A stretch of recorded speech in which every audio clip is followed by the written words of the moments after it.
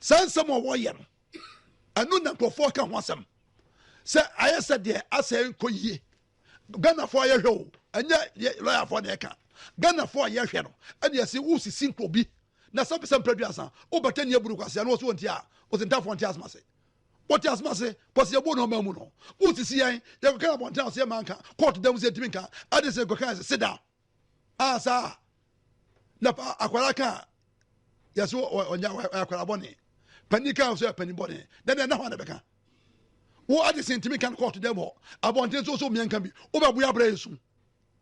Then the one for one can be, but one can be said John Mahama. And one year fear one can be channel.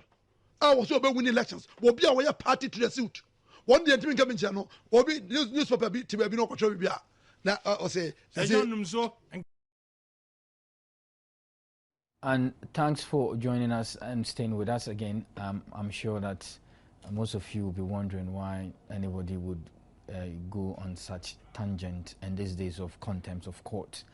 That was the voice, just to prevent any ambiguity. That was the voice of Sir John, the General Secretary of the MPP, his official identity being Osei Afriye, Owusu Afriye, Owusu Afriye, let me just get it correct, Owusu Afriye. He made this comment on the program called Boiling Point on Oman FM on Tuesday, 25th of June, Tuesday, 25th of June. And that was his voice. I am not going to comment on his comment. And of course, on this platform, we do not engage in activities that will be injurious to the integrity of the Supreme Court. We actually do not have such powers. We engage in civil discussion, very, guarded language. That is the only thing we use here. And we, of course, mind our business. And we take our program very seriously. If you do not understand anything that we do discuss, you are free to phone in, ask the questions that you want. Clarification will be provided to you, and that is what we do here. So tonight, we'll be looking at the mid-year review. I'm talking about the performance of His Excellency John Dramani Mahama since he assumed presidency 2013, and we'll see what he has been able to achieve as a president. Maybe towards the end of the program, we might want to say one or two things about what happened in court today. It is important that we shed some light for those who may have missed for one or two reasons. So tonight in the studio, I've been joined in by a very, very powerful lawyer in the making. I'm very careful. He's a lawyer in the making. Just finished his law school. Even before he finished, clearly he has proven that he's a good human resource material for the NDC legal fraternity. And so we have lawyer Godwin Edoji Tamaklu with us in the studio. He's a youth activist, if you like, NDC youth activist. Also in the studio is our regular guest, Prince Derek Eje, who is the Deputy Coordinator of the National Youth Authority. Thank you very much for coming. Thank you. Edoji, let me just take your view. I have heard comments like the president has been traveling, too many times, and that it is about time he rather sits in Ghana and mind his own business, and that they are not seeing any action. The MPP will tell you every day, even when there's action, they say there's no action. In your view, what are you able to catalog that has been significant, or perhaps some achievements of President Mahama, His Excellency, since he became president 2013? Thank you very much, and good evening to our cherished viewers, and thanks for the opportunity. Quite clearly, one would want to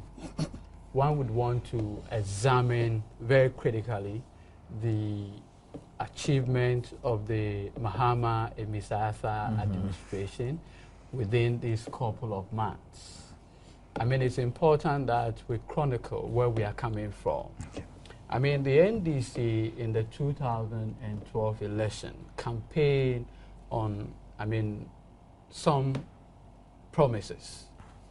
Among these promises is that at the end of the day, would want to maintain good relation with our neighbors.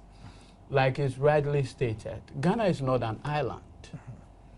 We do international relations with our neighbors and other countries. So it's important that having won the election of 2012, and I'm saying this, that he won the 2012 election because as it stands now, CI-80, the evidence of his, having won the election had not been declared otherwise. Okay. So I'm clearly fortified by CI-80 when I say he had won the election. Again, on the 7th of January, her leadership, the Chief Justice, had the honor of swearing him in as the President of this Republic. Now, with that aside, we have to do our international relations with our neighbors. So the President, having won power, had proceeded to visit some of our neighbors, including Togo, Nigeria. He's yet to go to Burkina Faso, but he has had interaction with the presidents of Burkina Faso and that of La Côte d'Ivoire. Now, apart from that, he had moved to other African countries, and he had proceeded further. He was in South Africa. He's proceeded further to tour some European and, Asian countries, including France. He's been to Japan. Yeah.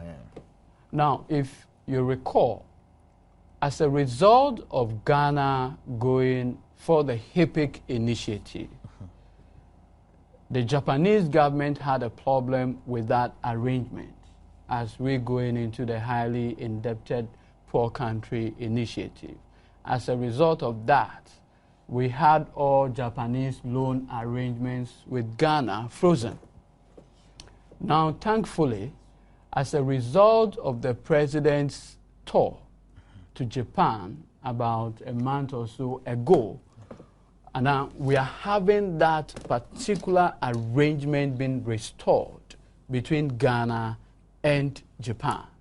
It's important to also state that in the early days, in the formative days of His Excellency John Dramani Mahama, he had the opportunity of working in the Japanese embassy. Okay. So already he has that relationship, that personal relationship with Japan. So it was not difficult for him, to strike that deal with Japan to restore that yen, arrangement. Yeah. Now, the benefit of having that relationship restored, I will not sit here and try to belittle it. Indeed, directly flowing from that is the arrangement to have the Atimpoku, the bridge, the Adome Bridge, rehabilitated. That is the direct benefit. And you begin to analyze, realize the benefit of that particular bridge anytime it's closed, because it's the direct link between the eastern part of Ghana and the rest of the country. Indeed.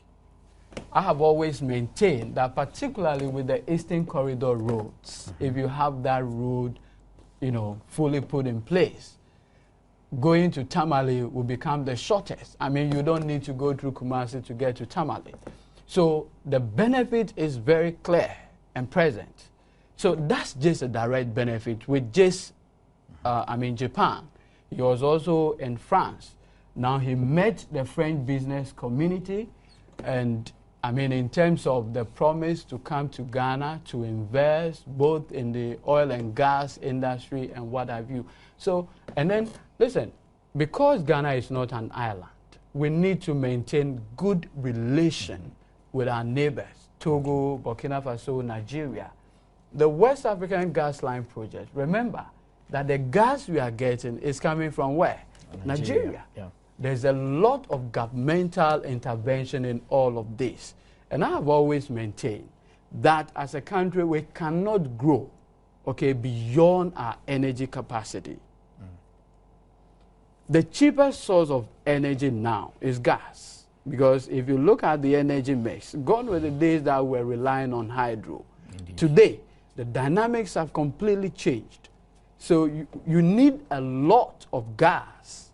And when you have it in abundance, remember the households are going to pay very, very cheap price. I mean, for energy. But the complaint is still is that the Dumso is still... No. You see, hasn't been... That's removed. Anytime I hear people say Dumso, I always want to situate it in the proper context. Okay.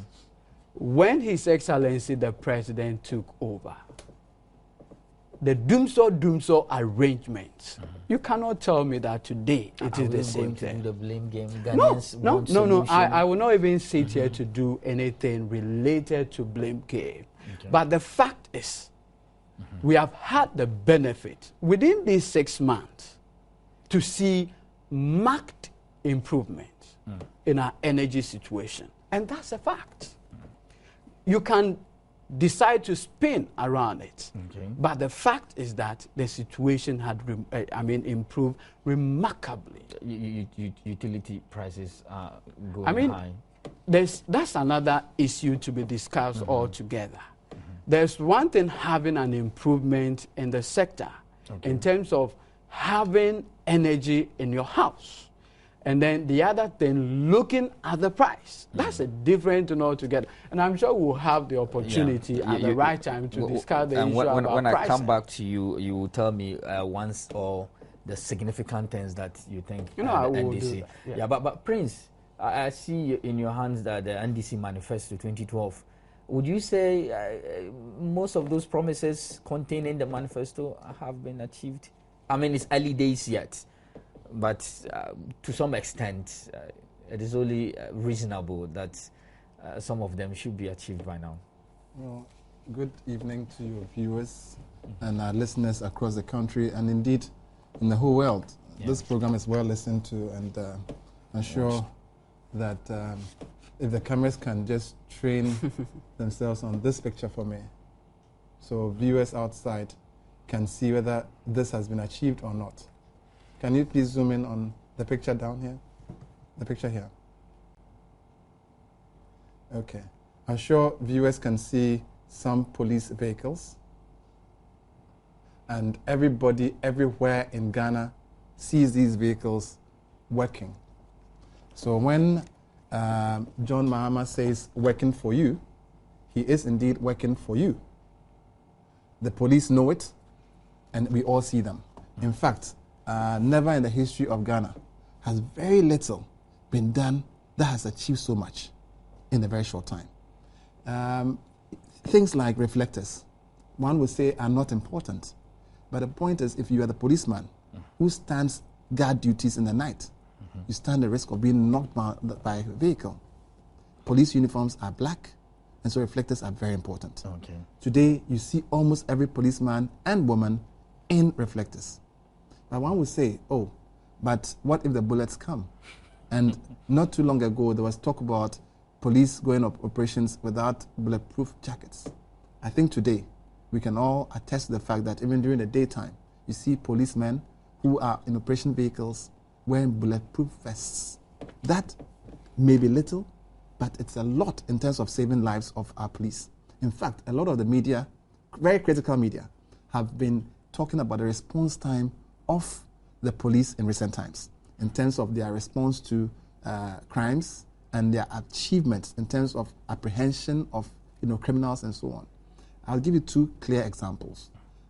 Recently, a sister station was actually lauding for the very first time, and I don't want to mention the names of the stations, but they know themselves. They've been mentioning the fact that the president has not done well, blah, blah, blah, but at least they're praising the police. And they're praising the police for the response time. Not too long ago, when in this country you need to hire a taxi before the police would even attempt to follow you to any place. Yeah. So these vehicles are not just a drop in the ocean. They're a very significant part of crime control and discipline. We are creating institutions that will bring about law and order. And in an ordered society, progress is accelerated. Development comes about as a natural consequence of actions of people.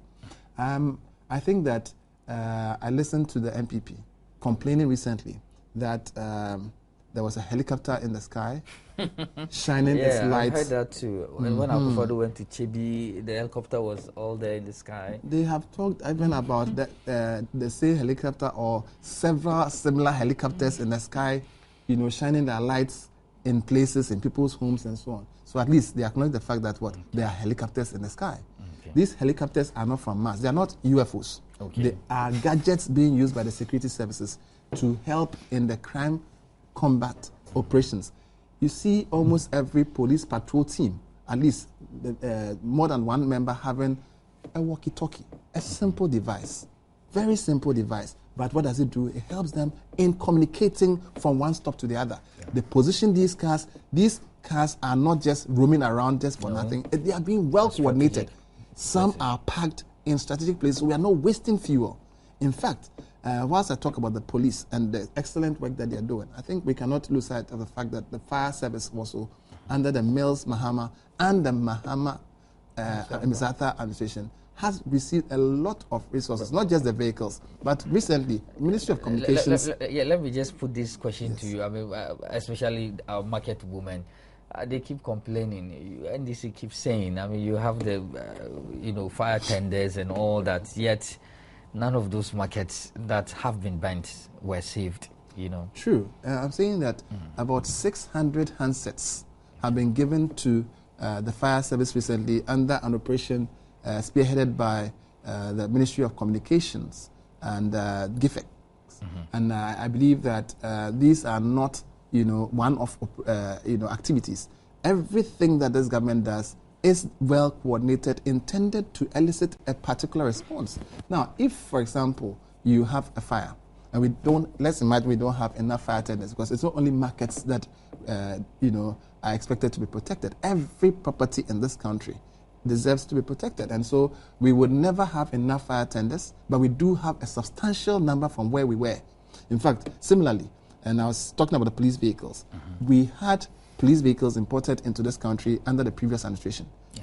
I would want to put a bounty out there. If you can find one of those vehicles, dead or alive, we'll pay you around a good fee. Where are those Peugeot vehicles that were imported? Perhaps they are obsolete by now. And when we talk about, so what thinking? Today, what kind of vehicles do the police have? Land Cruiser vehicles, Navaras, and other top high-performance vehicles. And I remember one time when these vehicles were brought in and we talked about the fact that they even had alloy rims and so on. Some of the MPP communicators were like, what do police need alloy rims for? And my simple answer to most of them is, they should go check under their cars. Do they have alloy rims under their cars?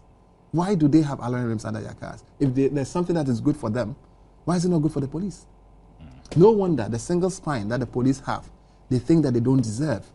If you think that the security services do not deserve, and they even go ahead to insult the security service, including the IGP, calling the former IGP names like Oba and all those kinds of things, it tells you the kind of mindset they have. Your government is complaining. They are not sure if they can sustain a single spine. Well, as you are aware, the current, budgets, and the kinds of amounts that the finance ministry has to pay out on salaries alone is now a very colossal amount.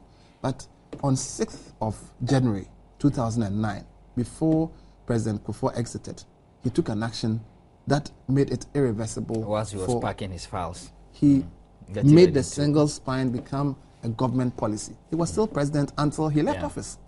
And His Excellency President Mills at the time realized that, the people of Ghana deserve good salaries. We cannot keep on pretending to pay people and they pretend to be working. So let's go ahead, take the bull by the horn and do that. In fact, His Excellency John Dramani Mahama has not departed from that. He is doing that, but now he's calling for even greater efficiency in the application of these funds. He has directed his ministers to sign a performance bond, which would indicate clearly where they are going to send this country sector by sector as per this manifesto, which he has already started implementing. And I dare say that he started implementing the manifesto even from campaign time when he instituted allowed the sole commissioner to begin work. That is a man who is committed to the processes that he's laid out in his promises. And I think that it's important for us as a country to recognize also that on Republic Day, he made a profound statement. I'll just state that in passing about the Auditor General's report and his charge for the Attorney General to take action, including prosecution, to ensure that we rake in all the funds. Already the MPP are saying that, well, he's creating a parallel thing to the Parliament, and that the Public Accounts Committee is a function of Parliament, and they are supposed to, do their work. They should not be stampeded into doing their work, and so on and so forth. And that the prosecution was supposed to have been done by some special court, which has not been set up for forever. So they don't see why this president thinks he can be the one to do it. I believe that they are clear in their minds that this is not the first Auditor General's report that is coming out. There have been several Auditor General's reports that have come out. And so if the Attorney General has been directed to look at Auditor General's report, the President did not say this year's Auditor General's report. Read my lips. Not this year's Auditor General's report, but Auditor General's reports. So those that have been concluded in Parliament can be started with, pending the Parliament doing its work on this particular one. The fact that a colossal amount has been lost this year doesn't mean that the other amounts that have been lost in previous years should be allowed to go. It is within the same spirit that the issue of judgment debts has been tackled by this administration and its predecessor that had the current president as vice president. They are looking at a holistic solution to Ghana's problems. And so when they say judgment debts, they are looking at all, including the Isophoton, where we now know that they, the MPP, came, created, looted, and shared, at least as per Matthew Adai, who is a new country representative. He's the new crusader. He's the new citizen vigilante, Martin too, who has now been speaking to the issues and threatening to do actions that would name and shame. President Kufuor has been named. He has not spoken to it. Godwin Pienim has not spoken to it. Professor Michael Kwe has not spoken to it. The other names, many. Kandapa. I even heard of some 1 million for campaign. For the MPP campaign, given by a foreigner. Yeah. And we know the laws in this country frown on campaigns of political parties being sponsored by foreigners. You see, it is good, and I think that would commend the people of Ghana for voting the way they voted in the last election. They would have just perhaps handed our country to Lebanese sponsors of the NPP, which they refused to do. And I think that at this point, it is very important for us to acknowledge that little things, little mercies. And when the president says that, count your blessings and name them day by day, and be grateful to God for the little things that he does. It is these little drops of water that makes a mighty ocean. The MPP, on the other hand, will say little drops of water will evaporate. That is how they like to see it. But I can tell you, every Ghanaian can feel the goodness in Ghana, and we don't need to go outside only to hear the praises. And the little drops of water certainly do not evaporate. They form an ocean. When we come back from the commercial break, the discussion in the studio continues. Stay with me. I'll be right back.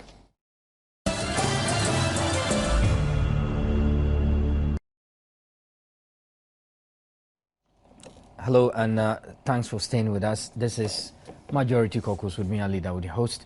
The discussion in the studio has been about the media review of His Excellency John Dramani Mahama's presidency and what he has achieved so far. I'm sure that most of you have been enlightened, if not informed, about things that hitherto may not have been known to you. Prince, you must wrap up quickly on that media review so that we can zone into other matters. Actually, a number of messages were coming through, and a number of the people feel that the president has really demonstrated that he's a people's president. In fact, his appearance not only at yesterday's Republic Day, with the old the senior citizens was refreshing, but even at the football, the President's Cup, he showed true presidential character, his interaction with people and so on. His recent attendance to some church, and other social gatherings has been extremely, welcoming. And I think that since he relocated to the Flagstaff House, as in the seat of government, and having made his appointments, ministers, the MMDAs, and CEOs appointments and confirmations, there's a very significant, thing that he's done. The daily briefings has shown very clearly that he is interested in bringing this governance of this country to the doorstep of the Ghanaian people through the media. And his media friendliness is showing, in fact, it's yielding great dividends. Sometimes some of the media don't like to highlight things that happen on the sidelines of the AU, for example, like my brother pointed out. Some of the road projects, like the linking of Nigeria through to Cote d'Ivoire. Graphic, they don't get front page coverage. The expansion of the road network to make it a 6-lane dual carriage, the motorway. Today we see the state in which it is. He's leaving his mark on every aspect of Ghanaian life. And I think that the policy fair, which His Excellency through the Minister for Information is about to roll out, the regional policy fairs would highlight clearly, and this program will not be enough in terms of time for us to do that. But when we get to other areas, we'll show the pragmatism of this president in even correcting issues as he goes on. For example, the issue of the CBD loan and the bridge finance that he's directed the Minister of Finance to do in order to ensure that the gas flows, that we are able to get electricity, that the Dumso thing is permanently fixed. You cannot blame this president for the things that are occurring. And I think that, look, you like him, you hate him, he's the president of Ghana and he's doing his work, he's working for you. Okay, welcome. Indeed, President Mahama is working for you. But Godwin, what would you say is your most significant achievement under his presidency, talking about His Excellency John Dramani Mahama? For me, the energy sector is a very important area for me. I've always maintained that energy is everything. Energy affects households, energy affects industry. I mean, I need light to write my exams, and for me, that is what matters most. The woman out there who is selling ice water by the roadside, all she needs is electricity. I mean, light to get her block, I mean, the blocks for the eyes and what have you.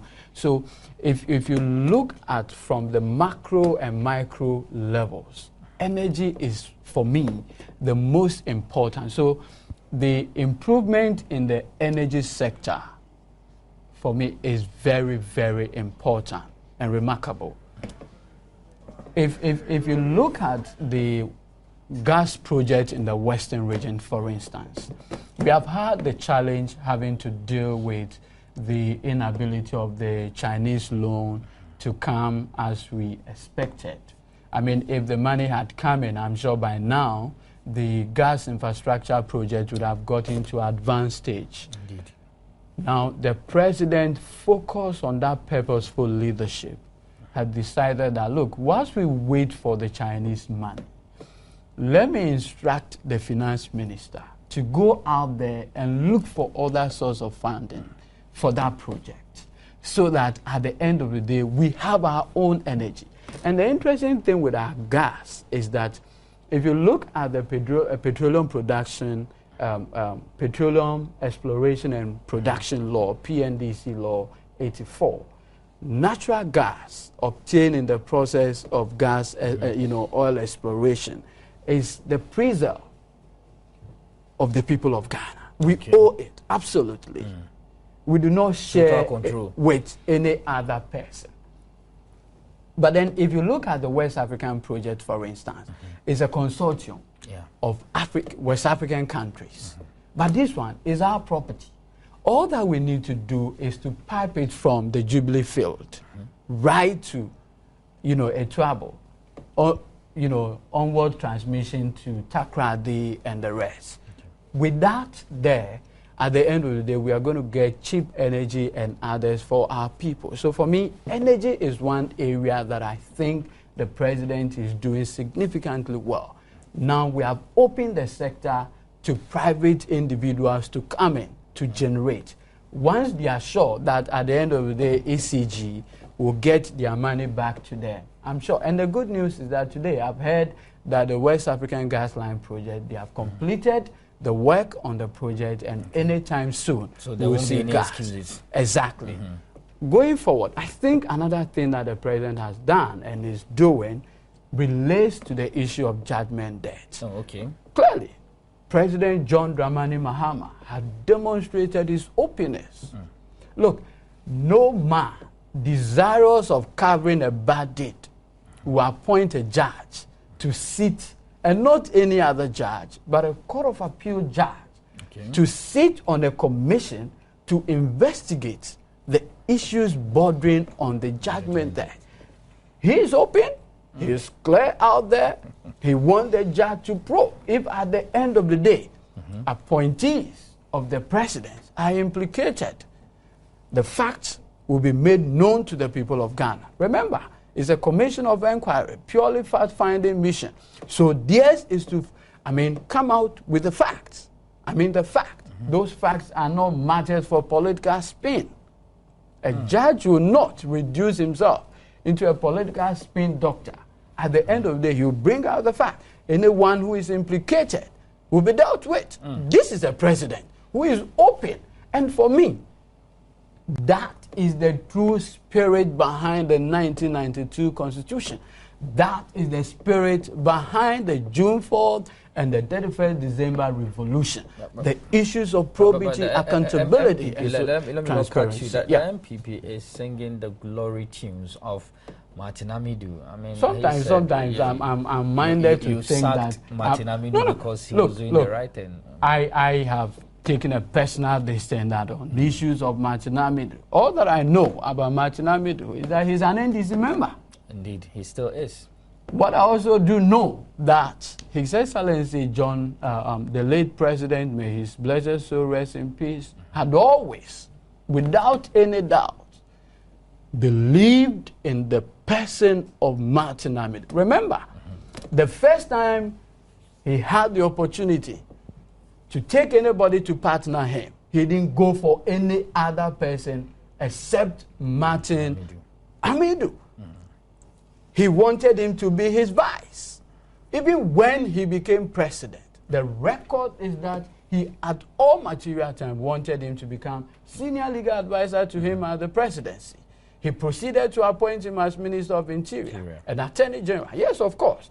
There was a sad moment in their relationship that had to led to his eventual, the termination of his appointment. But that notwithstanding, the fact is so clear that an NDC member has taken upon himself to correct a perceived wrong within an NDC government. That, for me, clearly shows that it is the NDC that is the way forward. Yeah, absolutely. And I also want to state that the crusade that Martin Amidu is on has not in any way dwarfed the effort of the government to not at all. Fight this, wrongful judgment. Indeed, Martin Amidu going to court has not stopped Justice Apau's sitting.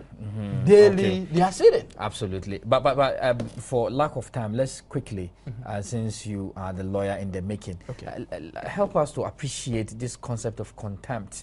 I've heard just do a several arguments before. Just because of the just time. A minute and let me finish the judgment. When because of the contempt. When essentially, remember that the judicial power resides in the judiciary. Indeed. The independence of the judiciary is equally guaranteed by the 1992 Constitution. Absolutely. Now, what it means is that our people at all times must have confidence in the judiciary. Now, in doing that, we should not be seen to be interfering with the work of the judiciary. So, therefore, the courts have been, from common law and to statutes, have been given the powers to ensure that at all material time, the administration of justice is never brought into disrepute. Now, in doing this, powers have been given to the court, contempt powers, to commit individuals as and when their conduct are deemed to bring the administration of justice into disrepute. So, therefore, where an individual decides to make comments that will be considered to be contemptuous of the court has that inherent power, and now is fortified by statute to commit such a person, to commit such a person. So that is basically what we are beginning to see. Now remember that with this election petition, I have always maintained it is political as well as legal. So therefore, issues of passion and others may come in. So at one time, somebody may make comment as to whether some judges are acting proper or not. And when that happens, the court over the period will give you the opportunity to come before them, okay, to purge yourself of those contempt charges. But what I'm saying is clearly a very novel situation, because from the little that I've learned from the Republic and the Liberty Press case and what have you, relied on it. One thing that is clear, that with contempt issues, reference, especially when it is made as facie curia, that is outside the courtroom, what the judge does is to refer such a matter to the Attorney General. Okay. Now, the Attorney General comes by way of having sworn to affidavits with supporting documents and what have you. Then the person is given the opportunity to either oppose or admit and purge himself of those averments or depositions in the affidavits. So once you have done that, the court may proceed further to give a judgment or not. And it's even open to matters of evidence taking and what have you. But what I'm saying now is clearly a novel situation. But like we always say, the law is at all times in the bosom of the judge. So the issue and contention really has been what really constitute contempt. And also, just to pile them together, that it's a quasi-criminal conduct or offense. But of course, I mean, I've heard some lawyers also argued that the fact that there exists civil contempt and criminal contempt, you cannot have criminal contempt then being quasi-criminal offense. Once it's criminal contempt, it's criminal contempt. The opposite of which should be civil contempt. I mean, you see, briefly. It's not open now for a lot of people to put their own interpretation on it.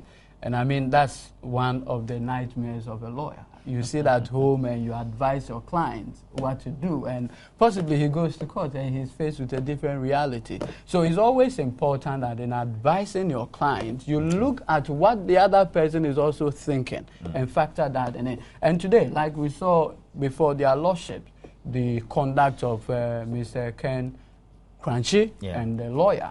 The lawyer was fortified with certain authorities, I want to believe. And he goes to court and he quickly faced with a different reality. So you have to quickly advise yourself and come. But to your question, contempt generally supposed to be a quasi-criminal offense. Okay. So ideally you are supposed to be offered all the opportunities that goes with every criminal offense. The right to counsel, the right to be properly defended. And these are constitutional issues. Okay. I think that was done today.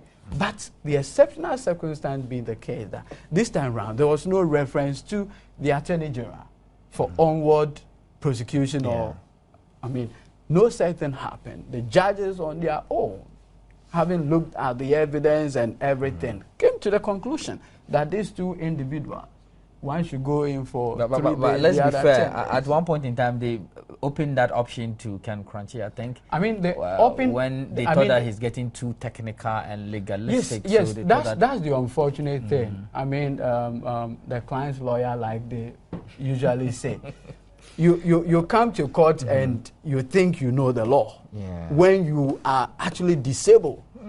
Matters relating. I mean, his disability was very clear today in court. He obviously proceeded. We'll find another proper session so that will not be held in contempt of court. No, very well. I would not want to go there at all. Prince, final word to you so we can wrap up tonight's discussion. Well, I think that very briefly, I'd like to indicate that this administration has been very clear, not only in its mandate, but the exercise of same. Okay. And those who want to applaud Martin Amidu, I think we all join in applauding him. Indeed, we did. But we must also do so in a true sense of appreciation. And I think that if somebody does something that is good and you clap, another person does the same or better or similarly, you must clap. And so on this occasion, I think that I want to call on all Ghanaians to give a thumbs up or at least a hand of clap for the new Attorney General for at least, if for nothing, the sweater and socks. Exactly. You know, she actually started retrieving money before Yeah, so that is one. And then also No, there were several other things that she had been engaged in. 2 had been retrieved, and there were others in the pipeline, including even the ones that Martin Amidu actually stampeded the process by going ahead of the High Court and all that. I think that that's one. Then, whilst we applaud Martin Amidu also as a crusader, as what's the word they use? Citizen vigilante. I think that 2 new citizen vigilantes have come forward. Matthew Adai, Anani Forsen, and Matthew Adai. And new questions have been raised. In fact, I want Ghanaians to know also that the Waterville judgment is not a new judgment. It was actually a repeat of an old judgment that had come about as a result of an earlier judgment on a similar matter. And so if the courts are referred to on similar decisions, they're likely to come out with the same verdict. Now, that verdict of foreign companies and parliamentary approval, prior parliamentary approval, affects the following, not just Isophoton and Waterville, but I think that Waterville has come up strongly lately because of the President Kufuor factor, and I think that President Kufuor or his spokespersons must be speaking. Because serious allegations have been made against President Kufuor, his daughter Ama Kufuor, and Kujo Mpianim also is in the country. Wow. Professor Michael Quay suddenly dropped the phone and never talked again. And Kandapa has been indicted, several names have, but the issue of Great Cape of Switzerland, that Nana Akufo-Addo signed a letter, we showed the letter. We are running out of time. That Anderson represents. Elecnor, Shanghai that Kufuor brought, and finally the EO Group, Ghana's oil, 3.5% has to be retrieved. I'm sure that Parliament has, indeed, the Speaker has constituted a committee to look into all this international agreement and contract that has not gone through parliamentary proceedings and onward approval by Parliament. I'm sure that they will do a good work. We await their reports as they do their work diligently. And thanks for watching, and thanks for being part of the show. Special greetings to Abdul Mumin Garba. He's the Odan constituency chairman, and also the zonal secretary, who is Hashiru, also in Odan. Thanks for being part of the show. I was with you during the weekends at the funeral, and that it's nice to see your viewers when you go out there appreciating what you do. We'll be here, inshallah. Till then, please do not be in contempt of court. Bye-bye.